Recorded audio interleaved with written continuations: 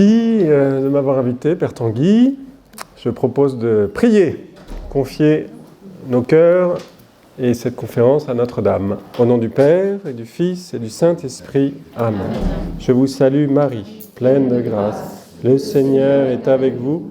Vous êtes bénie entre toutes les femmes et Jésus, le fruit de vos entrailles, est béni. Sainte Marie, Mère de Dieu, priez pour nous pauvres pécheurs, maintenant et à l'heure de notre mort. Amen. Au nom du Père et du Fils et du Saint-Esprit. Amen. Voilà, alors je vais essayer de répondre à la question qu'on me pose souvent quand je vais en mission. Mon Père, qu'est-ce que je fais pendant 1 heure ? Qu'est-ce que je fais pendant 1 heure d'adoration ? Parce que ça peut être long, on peut s'ennuyer un peu ou beaucoup, avoir des distractions, ne pas savoir trop comment vivre ces heures saintes. Donc je vais vous donner quelques conseils pratiques pour ne pas avoir peur de venir adorer Jésus au Saint-Sacrement. Alors il y a quelques points, je pense que je vais en faire 6 petits conseils spirituels pour bien vivre nos heures d'adoration. Premier conseil, ne pas avoir peur de sa pauvreté. Parce que frères et sœurs, nous sommes pauvres. Si vous ne le savez pas encore, vous le découvrirez un jour. Nous ne savons pas prier. L'Écriture nous le dit. L'Esprit Saint vient au secours de notre faiblesse, en des gémissements ineffables. C'est Dieu qui vient prier en nous. Donc il ne faut surtout pas avoir peur de notre pauvreté. Je ne sais pas bien prier, je ne sais même pas du tout prier sans doute. Je ne me considère pas comme un bon priant. Peut-être je me considère nul. Je me dis, mais ce n'est pas pour moi, c'est pour les autres, c'est pour les grands, c'est pour les prêtres, c'est pour les religieux, c'est pour les saints, je ne sais pas quoi. Non. N'ayons pas peur de notre pauvreté. Pourquoi ? Parce que la misère, notre misère, attire la miséricorde, comme un aimant. Vous connaissez peut-être la pub pour le déodorant Axe. C'est un jeune homme qui n'est pas forcément le plus beau gosse, qui se met un peu de parfum, et toutes les femmes, comme des aimants, sont attirées. Eh bien, Jésus est attiré mystérieusement par ma misère. La miséricorde est attirée par la misère. Donc, n'ayons pas peur de notre pauvreté. Saint Pierre Julien Aymar, que je vais citer, je pense, quelques fois, c'est un grand saint de l'Eucharistie, l'apôtre de l'Eucharistie. Il a été canonisé le 9 décembre 1962. C'est le lendemain du 8, la clôture de la première session du Concile Vatican II. Les évêques s'étaient réunis pendant 3 mois, 2 mois et demi, 3 mois, pour prier, pour étudier, travailler, et produire les textes du Concile. Et donc, il s'est clos le 8 et le 9, première canonisation du Concile, Saint Pierre Julien Aymar. Alors nous, les missionnaires de l'Eucharistie, on l'aime beaucoup, évidemment. Il est surnommé l'apôtre de l'Eucharistie. C'est un prêtre du 19e, ami du curé d'Ars. Et donc on y voit, nous, un appel de l'Esprit Saint, à travers ce concile, de canoniser ce saint pendant le concile, de dire, mais il faut revenir à l'Eucharistie, pour la réforme de l'Église, pour la rénovation de l'Église, il faut revenir à l'Eucharistie. Alors il dit, rappelez-vous bien que notre bon Jésus préfère la pauvreté de notre cœur aux plus sublimes pensées empruntées aux autres. Jésus, il aime ma pauvreté de cœur. Je ne sais pas trop quoi dire, je suis pauvre, et bien Jésus, il aime ça. Il est content. C'est souvent le fruit d'un subtil amour-propre, dit-il, de l'impatience ou de la lâcheté de ne pas vouloir aller à notre Seigneur avec sa propre misère ou sa pauvreté humiliée. Et c'est cependant ce qu'il préfère à tout, ce qu'il aime, ce qu'il bénit. Donc pas d'excuses. Je suis nul, je suis la bonne personne pour aller prier. Parce que Jésus aime ma pauvreté. Ça fait du bien d'entendre ça, parce que dans le monde, il faut être fort. Dans le monde, il faut être fort, il faut réussir. Le monde est très exigeant. Il faut briller, il faut être le plus intelligent, faut réussir. L'échec, c'est terrible. Avec le Seigneur, c'est pas comme ça. La croix, c'est en apparence pas tout à fait une réussite. La croix, l'échec est transfiguré par le Seigneur. Donc notre pauvreté attire le Seigneur. Et c'est une sacrée bonne nouvelle. Une autre personne qui n'est pas canonisée, celle-ci, mais je pense qu'elle est au ciel quand même, elle s'appelle Catherine de Bar. Ça, c'est son nom de jeune fille, mais elle est devenue religieuse. Mère Mechtilde du Saint-Sacrement. Elle a fondé les bénédictines de l'adoration perpétuelle, donc elle s'y connaît un petit peu en adoration.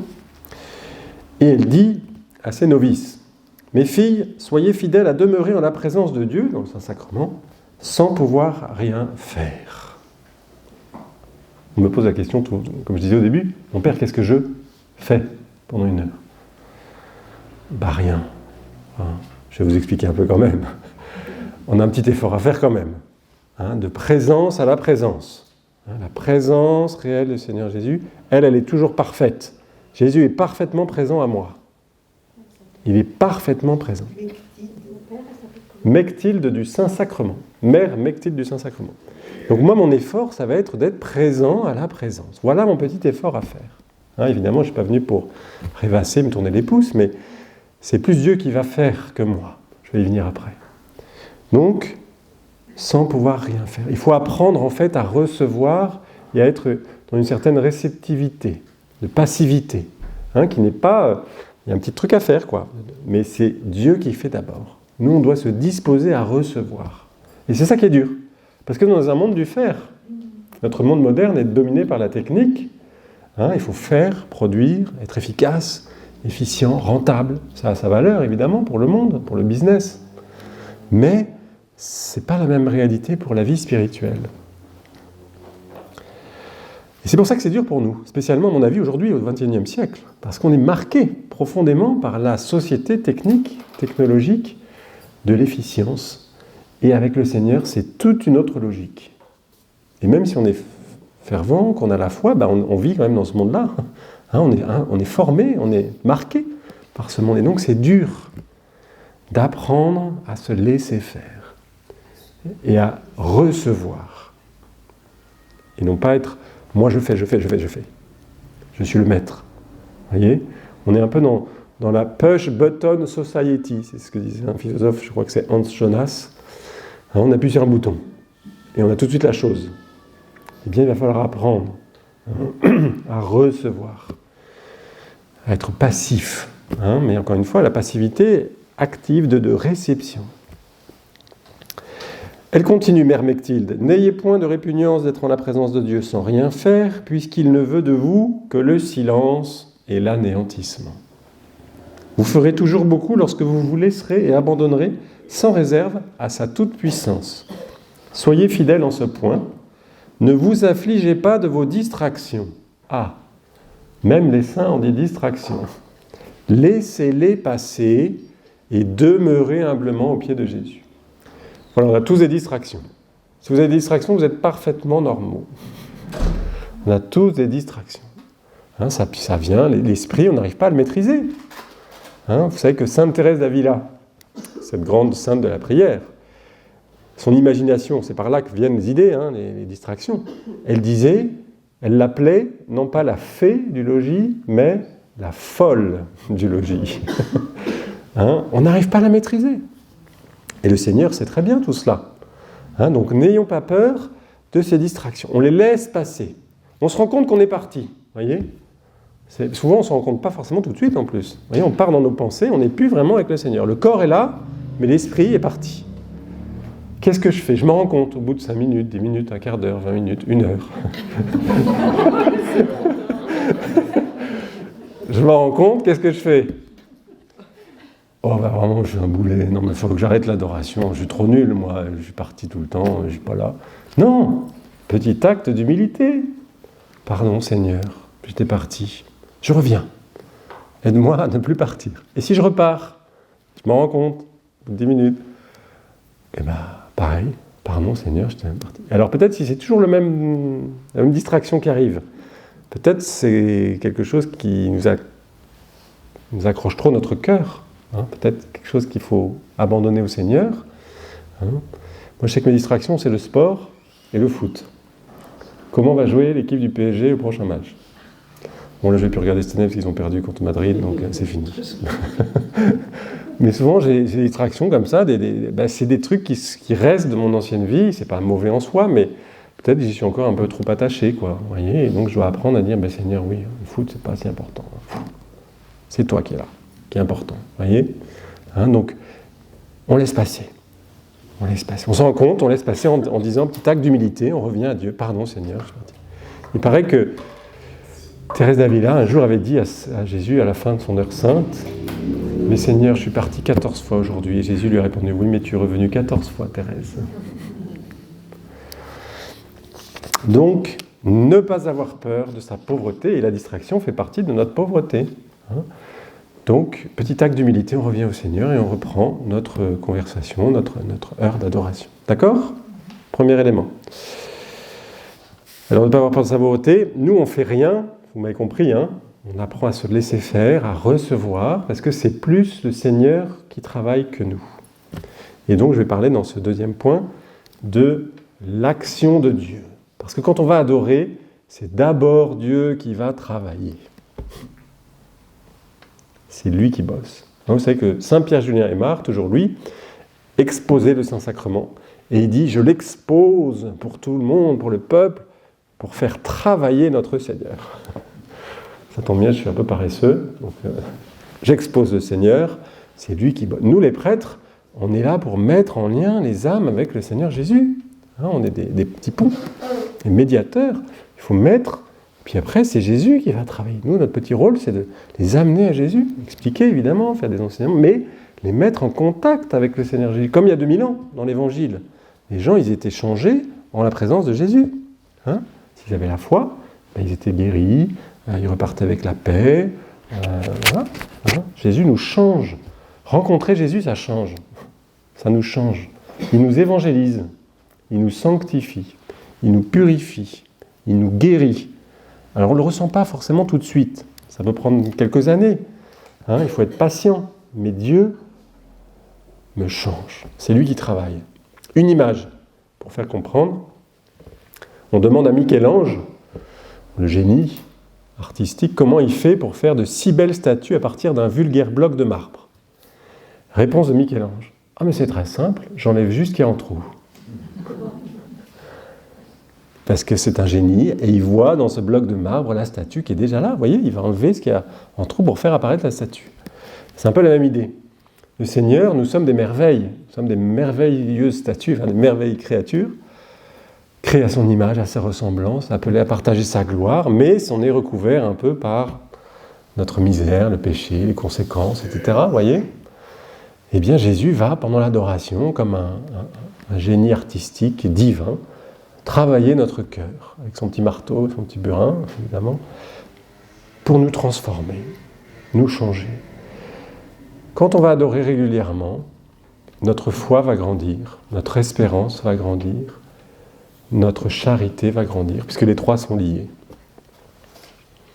Saint Thomas d'Aquin dit que l'espérance se traduit concrètement dans la prière. Celui qui prie, c'est celui qui espère. Si je ne prie pas, je n'espère pas. Donc c'est dans la prière que toutes les vertus vont s'exercer. De foi, d'espérance et de charité. Toutes les autres aussi. L'humilité, parce Jésus va nous faire connaître qui nous sommes. Il faut que nous nous connaissions nous-mêmes, notre pauvreté, notre maladie, pour en être guéri par la miséricorde. Mais si on ne sait pas qu'on est malade, comment voulez-vous guérir ? Donc aller devant le Seigneur, ça va être parfois un peu douloureux, parce qu'on va se retrouver pas si sain que ça, malgré toutes ces années peut-être. On va avoir notre orgueil, notre paresse, enfin tous nos défauts, tous nos vices. Mais si on les voit, c'est qu'on est en train d'en être guéri.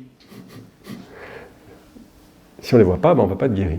Le voir, c'est la première étape de oui Seigneur, je suis comme ça, je suis encore tellement orgueilleux. Voilà, donne-moi ton humilité, change-moi, change mon cœur. Et puis Jésus va nous guérir. Alors d'abord, par rapport aux vertus, la foi. Ça va faire petit à petit nous. Ou parfois plus fort d'un coup, mais la plupart du temps, c'est petit à petit que notre foi grandit. Mais pour montrer que le Seigneur agit vraiment, eh bien, de temps en temps, il montre dans certaines personnes des choses un peu extraordinaires. Et là, c'est l'exemple d'André Frossard, ami de Jean-Paul II, mais qui était, dans sa jeunesse, communiste, fils du premier secrétaire du Parti communiste français. Et il se convertit à l'adoration, mais sans le savoir, en fait. Enfin, il rentre dans une église, par hasard, dit-il, et il voit, là je cite, « Au-dessus du maître-autel, un vaste appareil de plantes, de candélabres, d'ornements, qui était dominé par une grande croix de métal, portant en son centre un disque d'un blanc mat. Je n'avais jamais vu d'ostensoir habité, ni même, je crois, d'hostie, et j'ignore que je suis en face du Saint-Sacrement. » Donc vous voyez l'importance d'exposer le Saint-Sacrement, parce que les gens qui rentrent dans l'église, qui ne sont pas forcément chrétiens, qui vont visiter peut-être, ben, il peut se passer ça, ce qui va se passer pour lui là. La signification de tout cela m'échappe, mais c'est alors que commence l'avalanche à rebours. Je ne dis pas que le ciel s'ouvre, il ne s'ouvre pas, il s'élance, il s'élève soudain, fulguration silencieuse, évidence de Dieu. Irruption de lumière, joie du naufragé. Tout est dominé par la présence de celui dont je ne pourrai jamais plus écrire le nom, sans que me vienne la crainte de blesser sa tendresse, devant qui j'ai le bonheur d'être un enfant pardonné, je suis catholique. Waouh! Un instant, présence. Il ne sait pas ce que c'est, il arrive, il est athée, et Dieu le convertit. Comme dans l'Évangile il y a 2000 ans. Vous savez que l'Eucharistie, c'est la continuation de l'incarnation. Ça continue aujourd'hui, l'incarnation. Jésus qui est avec nous. Carlo Acutis, vous avez entendu parler? Son père lui a offert un pèlerinage en Terre Sainte. Pas mal quand même. Vous savez ce qu'il a répondu? Papa, je ne vais pas y aller en Terre Sainte, parce que s'il y a 2000 ans qu'il est venu Jésus en Terre Sainte. Mais là, il est dans tous les tabernacles des églises de Milan, et il n'y a personne qui va l'adorer, alors je vais faire mon pèlerinage à Milan. Ça, c'est de la foi en la présence réelle. Hein. Ça, c'est la foi en la présence réelle. C'est l'incarnation qui continue. On est avec Jésus. Jésus est là, dans son sacrement d'amour, mais notre foi, malheureusement, elle n'est pas à ce niveau-là, assez. Hein, il faut que nous grandissions, nous approfondissions chez Jésus qui est là, en personne. Vrai Dieu, vrai homme. La deuxième personne de la Trinité, ressuscité. C'est encore mieux qu'il y a 2000 ans. Il y a 2000 ans, il était passible. Hein, il a souffert sa passion. Maintenant, ça, c'est fini. Il est glorieux. Et on l'a avec nous. Donc voilà ce qui se passe. Notre foi va grandir. Et puis on va guérir, petit à petit. Et là, j'ai le témoignage d'une jeune fille qui est allée voir le père Butet. Vous connaissez sans doute Nicolas Butet, hein, eucharistène, qui accueille des personnes qui ont eu des souffrances, des grosses difficultés dans leur vie. Hein, les blessés de la vie, comme les appelait Jean-Paul II. En fait, cette jeune fille, 17-18 ans, elle avait fait plusieurs tentatives de suicide, elle a fait séjour en hôpital psychiatrique parce que son père avait été assez méchant avec elle, notamment, elle a dit ça, qu'il lui avait dit un jour, tu peux crever, j'en ai rien à faire. C'est pas très sympa, hein, pour un père, une jeune fille, pour se construire après, hein, on n'a pas cet accueil de l'amour, si nécessaire pour notre croissance. Et donc ça n'allait pas, quoi. C'était peut-être pas que ça, hein, pas que cette parole, mais pour dire que son père était pas bon. Et donc elle en souffrait, et elle n'arrivait pas à trouver le sens de sa vie, elle ne se sentait pas accueillie, pas aimée, et donc elle souffrait beaucoup. Et le père Nicolas lui dit, tu vois, ton père il t'a dit ça, ton père il n'est pas parfait, mais là il y a quelqu'un, et en montrant Jésus au Saint-Sacrement, qui t'aime, qui a donné sa vie pour toi, et qui est tout puissant. Alors va le voir, va lui parler, même si tu ne comprends pas trop, passe un peu de temps dans la chapelle. Elle passe un peu de temps, elle est un peu touchée, et elle va le voir, et elle dit, mais j'étais bien, est-ce que je peux revenir ? Et il dit oui, et je veux revenir la nuit parce que je suis tellement angoissé que j'arrive pas à dormir la nuit. Alors il dit oui, mais une nuit sur 2, parce que quand même il faut que tu dormes l'autre nuit. Hein, parce que 9 nuits de suite, ça va risque d'être compliqué quand même. Et donc elle vient une nuit sur 2 pendant 9 nuits. Et elle dit ceci. Le Seigneur devra m'écouter cette fois, je vais aller devant lui, je vais le supplier de m'aider. Pendant 9 nuits, je présentais mes blessures au Saint-Sacrement, et Jésus les pansait. Pendant 9 nuits, je laissais sortir toutes les meurtrissures de mon âme, et la Vierge Marie me berçait dans ses bras pour m'apaiser. J'étais tombé si bas, que je me suis cassé le nez sur Jésus, et comme un trampoline, il m'a renvoyé vers la lumière. Et elle dit une vérité théologique très profonde. Vous savez que l'abbé Huvelin, le confesseur de Charles de Foucauld, a dit, on l'attribue souvent à Charles de Foucault, mais en fait c'est son confesseur, l'abbé Huvelin, dans l'église de Saint-Augustin à Paris. Il a dit « Jésus a tellement pris la dernière place que personne ne pourra lui ravir. » Jésus, en allant sur la croix, il est allé tout en bas. On ne peut pas aller en dessous de lui. Dans la déréliction, dans l'abaissement, dans le fait d'être rejeté, de ne pas aimer, etc. Jésus, il est allé tout en bas. On ne peut pas aller en dessous. Donc c'est une bonne nouvelle aussi pour nous, et pour ceux qui souffrent. Parce qu'on peut descendre bas, mais on va se casser le nez sur Jésus comme elle. Jésus nous récupère, et il peut nous renvoyer vers la lumière. Donc elle a été guérie, cette jeune fille, par le Saint-Sacrement. Maintenant, elle a une vie à peu près normale. Elle est mariée, des enfants, elle travaille dans le droit, elle est juriste, je crois. Voilà, donc ayons confiance. C'est d'abord Jésus qui travaille. Et moi, je me laisse faire, je me laisse évangéliser, je me laisse transformer. Troisième point, principal obstacle de la vie de prière et d'adoration, les soucis. Qui n'a pas de soucis? Soucis. Il n'y a jamais personne qui a levé une main quand j'en fais au moins 150 par an des conférences. Jamais personne n'a levé une main. Et oui, frères et sœurs, ici-bas, c'est la croix. Nos souffrances, nos difficultés, nos épreuves, nos angoisses, nos ténèbres. Voilà. Mais Jésus est là. Alors qu'est-ce qu'on fait de ces soucis, de ces souffrances? Qu'est-ce qu'on en fait? Eh bien, il faut les donner à Jésus. Il faut prier, évidemment, pour tous ceux que nous aimons, par exemple, si c'est des personnes que nous aimons, qui souffrent et qui habitent notre cœur. On intercède, évidemment, pour ceux qu'on aime. On confie notre vie au Seigneur Jésus, mais il faut le déposer à ses pieds. Il faut s'en décharger. Il faut s'en décharger. Parce qu'on peut venir à l'adoration, et puis ruminer nos soucis, et repartir avec. Et là, on aura loupé un peu l'adoration. Parce qu'il faut il faut bien sûr, ils sont là en nous et ça nous fait souffrir, mais il faut les donner à Jésus. Il faut déposer son fardeau. Venez à moi, vous tous qui peinez sous le poids du fardeau, je vous soulagerai. Venez à moi. Il faut le déposer. Seigneur, c'est toi qui gères. C'est toi qui gères. Moi, je suis impuissant. Souvent, on est impuissant dans les situations qui nous font souffrir. C'est souvent ça, en plus, la plus grande souffrance. C'est qu'on peut pas, on est impuissant. Mais Dieu, toi, tu es tout puissant. Et le Seigneur, vous savez, il aime ceux que nous aimons beaucoup plus que nous. Il veut les sauver beaucoup plus que nous. Donc évidemment, on intercède, mais on dépose au pied de Jésus les situations. Et quand on va sortir de l'adoration en ayant fait ça, qu'est-ce qui va se passer? La situation n'aura pas changé. L'épreuve dans laquelle nous sommes n'aura pas changé. C'est notre regard qui va changer. On verra avec plus les yeux de Dieu. Et on verra Dieu qui sera là avec nous. On aura une paix, une sérénité plus grande pour traverser l'épreuve avec Jésus. Parce que Jésus est là dans mon épreuve. Vous savez qu'il veut porter la croix avec moi et avec vous. Vos croix, il veut les porter avec vous. Et souvent, qu'est-ce qui se passe? On n'en veut pas de la croix. On se révolte. On n'en veut pas. C'est quand ça fait mal, on n'en veut pas. Et pourtant, la clé, vous savez ce que c'est? Oui, j'accepte Jésus. J'accepte cette épreuve. Je dis oui. Alors je dois faire tout mon possible si je peux faire des choses pour la changer, pour l'améliorer, évidemment. Mais j'accepte. Seigneur, j'accepte la croix. Et c'est dur, Ça peut être des années d'agonie, de révolte, de non intérieur, avant de dire oui. Et vous savez, quand on dit oui, qu'est-ce qui se passe? C'est la paix qui arrive. Et la liberté. Parce que quand on dit oui à la croix, on dit oui à Jésus qui est sur la croix, pour qu'il vienne porter ma croix avec moi.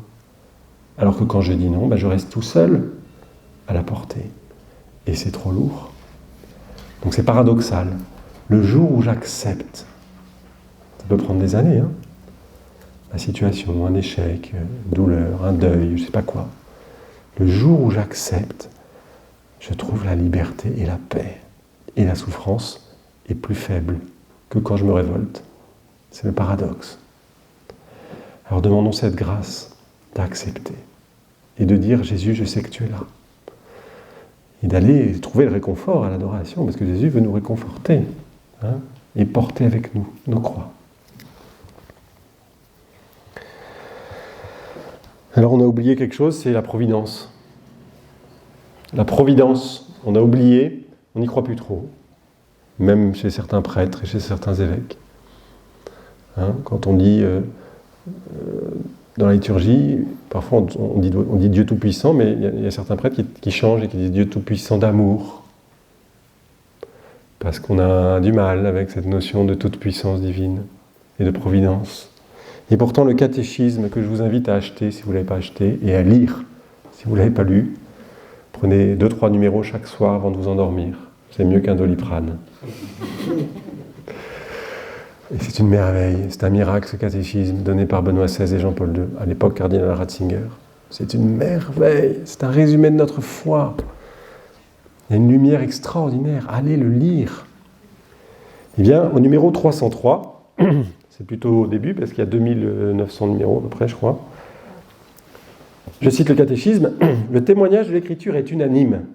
La sollicitude de la divine providence est concrète, immédiate, elle prend soin de tout, des moindres petites choses jusqu'aux grands événements du monde et de l'histoire. » Covid compris. Faudrait le dire à Macron, ça peut-être.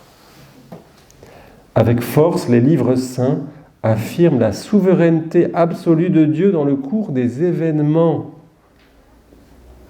Dieu est là dans l'événement, même l'événement pénible. Dieu est là, et c'est Dieu qu'il faut trouver dans l'événement. Il ne faut pas s'abandonner à l'événement, il faut s'abandonner à Dieu dans l'événement. Il faut trouver Dieu dans les riens de notre vie, dans ce qui se passe, dans ce qui fait la trame de ma vie. C'est là que Dieu se trouve. Et le catéchisme cite l'Écriture. Le psaume 115, « Notre Dieu au ciel et sur la terre, tout ce qui lui plaît, il le fait. » Dans l'Apocalypse, en parlant du Christ, Jésus, il est dit « S'il ouvre, nul le fermera, s'il ferme, nul n'ouvrira. » Et dans le livre des Proverbes, « Il y a beaucoup de pensées dans le cœur de l'homme, seul le dessein de Dieu se réalisera. » Donc nous, on a peut-être plein de projets, plein de plans pour changer le monde, ou je ne sais pas quoi, et ça peut être bien, hein. Mais ce sera bien si c'est en lien avec la volonté de Dieu. Parce que c'est la volonté de Dieu, le dessein de Dieu seul qui se réalisera. Alors Jésus, qu'est-ce qu'il demande ? De s'abandonner, comme lui l'a fait. Il a montré l'exemple. Hein. Jésus ne nous demande jamais rien qu'il n'ait fait lui-même avant. Il s'est abandonné sur la croix. Mon Père, en tes mains, je remets mon esprit. Et il nous demande de faire la même chose, d'apprendre l'abandon. Mais vous savez, l'abandon, c'est le sommet de l'amour. Alors comme nous, on n'est sans doute pas encore tout à fait parfaitement saints, hein, c'est dur, mais on doit apprendre à s'abandonner à Dieu. 4e point, la question du regard quand on va adorer. Regard. Il faut regarder Jésus avec ses yeux ouverts. On a le droit de fermer les yeux, évidemment. Hein, mais il faut quelques minutes au moins poser notre regard sur l'hostie. On est incarné. C'est Jésus qui est là. Et donc on est de chair et d'os. Et donc Dieu nous rejoint par des choses matérielles, concrètes, visibles. Même si c'est mystérieux, qu'il est caché. Mais il est là. Il y a un signe visible. Donc je dois poser mon regard sur lui. Et puis me laisser regarder aussi. Et d'abord me laisser regarder. Parce que je vous rappelle, quand on va adorer, on est deux. Hein. Même si je suis tout seul, il y a Jésus qui est là. On est deux. Et donc je me laisse regarder. S'il est là, Jésus, avec son corps, son âme et sa divinité, ça veut dire qu'il me regarde. Qu'est-ce qui se passe dans l'Évangile quand Jésus regarde quelqu'un ?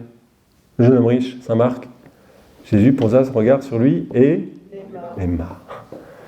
Donc quand Jésus pose son regard, il aime. Petit témoignage perso. J'ai été d'une famille catho, mais pas ultra catho. Un prêtre arrive dans l'aumônerie du lycée, un jeune prêtre, et il organise une nuit d'adoration. Très vite, au bout de quelques mois. Et donc, j'avais jamais entendu parler de nuit d'adoration, je ne savais pas ce que c'était. Mais je me suis inscrit très vite. Pourquoi ? Parce que toutes les jolies filles de ma classe étaient inscrites. J'avoue. Mais le Seigneur est fort, hein, parce que j'ai fait une rencontre un peu mystérieuse, j'ai pas compris sur le moment, mais je suis allé adorer du coup, on m'a expliqué, Et j'avais reçu un peu la foi quand même, j'avais eu le package, on va dire. Je croyais, je n'avais pas approfondi, mais je croyais tout ce que disait l'Église, je crois. Enfin, sans avoir réfléchi trop, je croyais que Dieu existait, qu'il avait créé, qu'il y avait eu le péché, que Jésus était venu nous sauver, qu'il était dans l'Eucharistie. C'est peut-être déjà un beau cadeau, mais en tout cas, j'y croyais. Mais voilà, j'avais juste le package, mais je n'avais pas approfondi. Donc je vais à l'adoration et je crois mystérieusement dans mon cœur qu'il y a Dieu qui est là, quoi.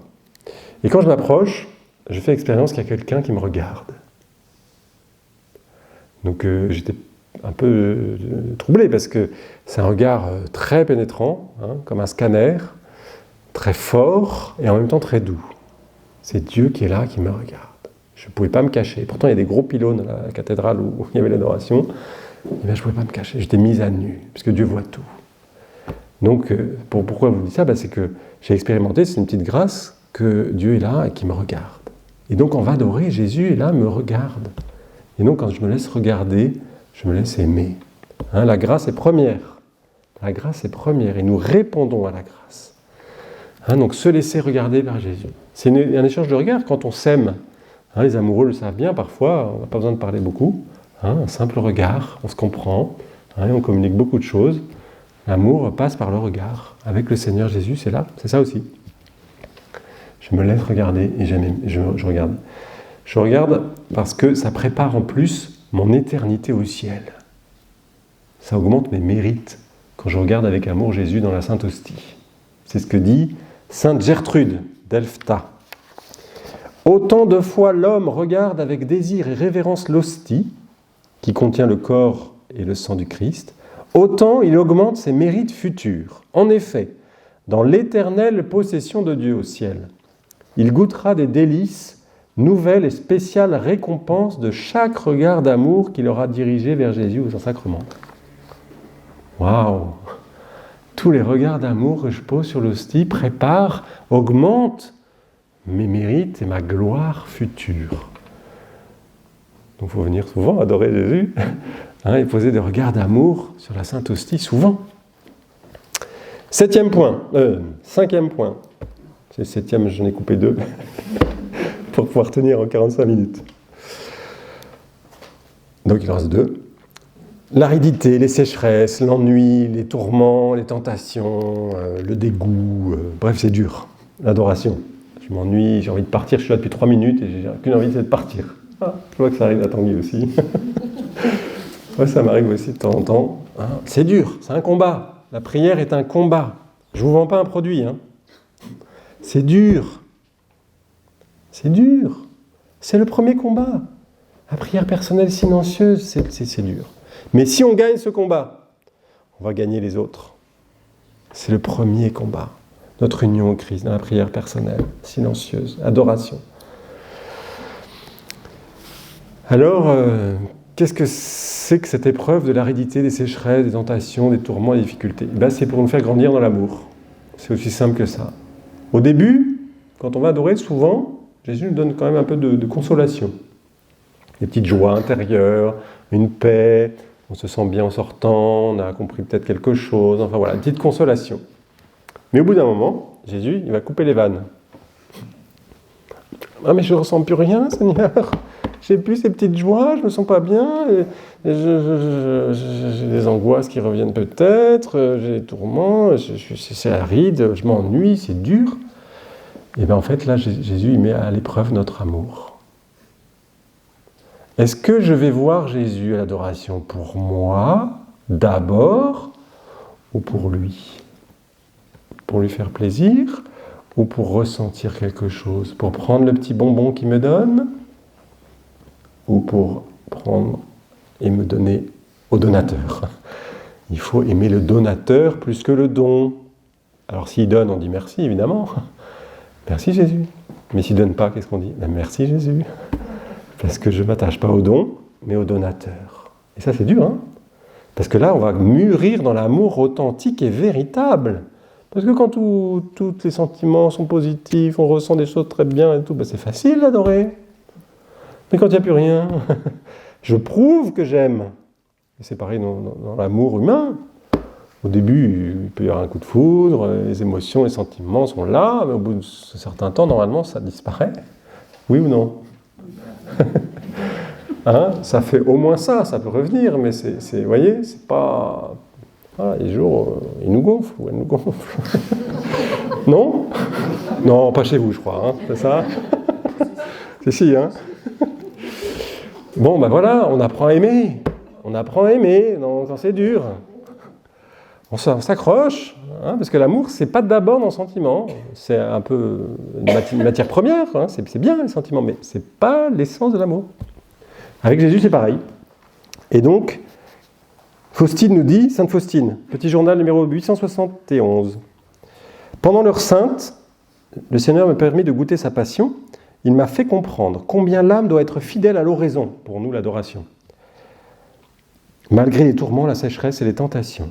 Car pour la plupart, c'est d'une telle prière que dépend la réalisation des desseins de Dieu qui sont parfois bien grands. Si nous ne persévérons pas, nous déjouons ce que Dieu voulait accomplir par nous ou en nous. Que chacun se rappelle ses paroles, et là, elle cite l'Évangile. Quand Jésus entre en agonie dans le jardin, qu'est-ce qu'il est dit ? En proie à la détresse, il priait de façon plus instante. Quand Jésus, ça devient très dur, l'agonie, la passion qui arrive, qu'est-ce qu'il fait ? Il prie plus. Nous, qu'est-ce qu'on a tendance à faire ? Aller boire une pinte de bière. Ça, c'est moi. Voire même 2 de temps en temps. Et ben non, il faut aller prier plus. On peut prendre bière aussi, hein, c'est pas interdit. Mais on prie plus. On s'accroche. Quand c'est dur, on s'accroche. Jésus, quand c'est dur, il s'est accroché. Il a prié plus. Et c'est un modèle pour nous. Saint Pierre Julien Aymar. Vous êtes dans l'état de tentation et de tristesse. Tout se révolte en vous. Tout vous porte à quitter l'adoration, sous prétexte que vous offensez Dieu, que vous le déshonorez plus que vous ne le servez. N'écoutez pas cette tentation. C'est l'adoration du combat, de la fidélité à Jésus contre vous-même. Oui, il a expérimenté ça aussi, hein, Saint Pierre Julien Aymar. Non, non, non, vous ne lui déplaisez pas. Vous réjouissez votre maître qui vous regarde. Il attend de nous l'hommage de la persévérance jusqu'à la dernière minute du temps que nous devions lui consacrer. Ah, on ne part pas à 59 minutes. Je sais, je suis pénible. On lui donne tout notre temps, toute notre sainte. Parce qu'en plus, Jésus, il donne souvent tout à la fin. Donc si on part un peu en avance, et on n'a pas la grâce. On reste jusqu'au bout. Et les maîtres spirituels, Saint Ignace notamment de Loyola, il dit quand il y a un tourment, une difficulté dans la prière, pour montrer vraiment qu'on est venu que pour le bon Dieu, on donne 1 minute de plus. Et parfois c'est long 1 minute, hein, quand on a envie de partir. Ça peut être long. Et bien on donne 1 minute de plus pour Jésus. Et dernier point, quand l'adoration se transforme en adodoration. Dodoration. Adodoration. On s'endort. On pique du nez, on est fatigué. On a une journée difficile, ou alors on s'est levé tôt, ou alors on s'est levé la nuit. Et on pique un peu du nez, voire beaucoup, et on s'endort. Est-ce que c'est grave, docteur ? Alors, c'est pas si grave que ça. Parce que même les saints s'endormaient. Les saints sont faits de chair et d'os comme nous. Et Thérèse de Lisieux s'endormait aussi, souvent, à l'église, à l'adoration, à l'oraison, et même à l'action de grâce. Vous savez, l'action de grâce qu'on a perdue, qu'il faudrait retrouver après la messe. Prendre un temps gratuit pour remercier le Seigneur Jésus de s'être donné dans l'Eucharistie. C'est très important, quelques minutes au moins. Hein, et bien, pendant ce temps-là, elle s'endormait aussi de temps en temps. Alors, culpabilité, vraiment je suis trop nul. Ben non. Thérèse s'exclame avec un cœur d'enfant. Alors c'est très poétique, vous allez voir, mais elle dit qu'elle est en train de s'endormir. Hein. Ô Jésus, que ton petit oiseau, c'est elle, est heureux d'être faible et petit, que deviendrait-il s'il était grand ? Jamais il n'aurait l'audace de paraître en ta présence, de sommeiller devant toi. Oui, c'est là encore une faiblesse du petit oiseau, lorsqu'il veut fixer le divin soleil et que les nuages l'empêchent de voir un seul de ses rayons. Malgré lui, ses pauvres petits yeux se ferment, sa petite tête se cache sous la petite aile, et le pauvre petit être s'endort, croyant toujours fixer son astre chéri. C'est poétique, hein ? Un roupille.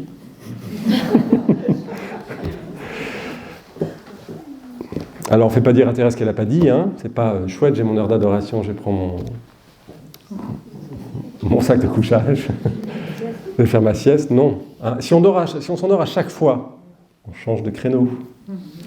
Hein, le but, c'est pas de s'endormir à chaque fois. Hein, mais si de temps en temps on s'endort, c'est pas la fin du monde. Alors Thérèse en remet une couche. Je devrais me désoler de dormir pendant mes oraisons, mes actions de grâce. Eh bien non, je ne me désole pas.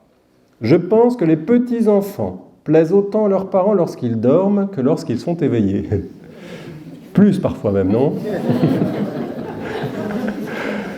Alors je confirme non pas que j'ai des enfants, rassurez-vous, mais j'ai 5 frères et 0 sœur. Pauvre maman, hein. 6 garçons. Et tous des petits modèles comme moi, vous voyez. Et donc j'ai déjà 12 neveux et nièces. Alors je rentre à Noël au moins quelques jours chaque année. Je joue avec mes neveux et nièces parce que j'aime bien les enfants. Et puis je suis l'oncle prêtre qui a du temps pour jouer. Et à la fin de la journée, je suis rincé. Et je vais prier parce que j'ai la chance d'avoir une petite chapelle parce que la maison est grande. Et donc je suis un peu à l'écart, donc j'ai un peu de calme. Et je vais au bout, j'adore un peu me coucher. Et je dis à Jésus, merci pour ma vocation. C'est du sport, hein. J'admire mes frères et mes belles-sœurs. Elle continue, Thérèse. Je pense que pour faire des opérations, les médecins endorment leurs malades. Donc si je me suis endormi, peut-être que le Seigneur, le divin médecin, a voulu que je m'endorme pour avoir la paix et pouvoir travailler tranquillement mon âme. Enfin, je pense, dit-elle, que le Seigneur voit notre fragilité, qu'il se souvient que nous sommes poussière. Et elle cite le psaume 127, Dieu comble son bien-aimé quand il dort. Hein, alors on ne fait pas dire ce qu'elle n'a pas dit, c'est pas une invitation à la paresse, hein, si on s'endort à chaque fois, on change de créneau, un créneau qui est plus adapté, hein, mais voilà, ça m'arrive moi régulièrement, au moins une fois par semaine, hein, à m'endormir un peu le matin. Nous on adore le matin aussi, et je ne suis pas trop du matin, bon je pique du nez, voilà, pas la fin du monde, le Seigneur nous bénit quand même.